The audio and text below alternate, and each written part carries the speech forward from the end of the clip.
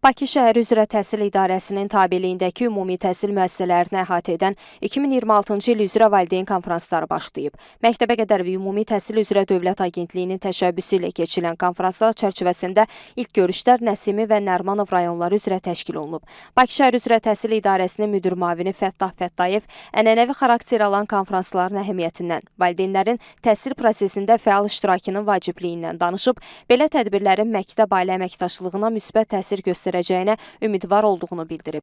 Valideyn konfransları artıq ənənə halını alıb. Belə hesab edirik ki, şagirdin əldə etdiyi bilik, bacarıqlar, səriştələr məktəb və ailənin birgə səyinin, birgə fəaliyyətinin göstəricisidir.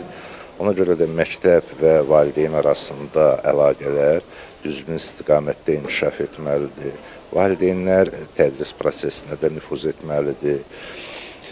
Və bu baxımdan da bu konfransların əhəmiyyəti çox böyükdür deyə hesab edirik.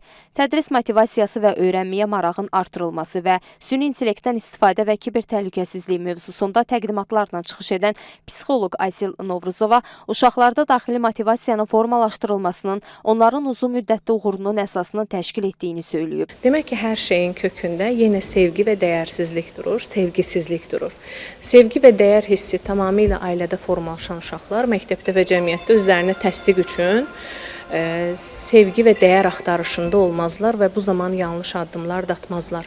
Ən birinci bizim valideynlərdən istədiyimiz də həmin bu dəyər hissinin ən birinci bunun evdə formalaşması və sağlam psixoloji ailədə böyümüş uşaqların məktəbə göndərilməsidir ki, elə uşaqlar özünün ətrafındakı uşaqlara da müsbət təsir göstərəcəklər.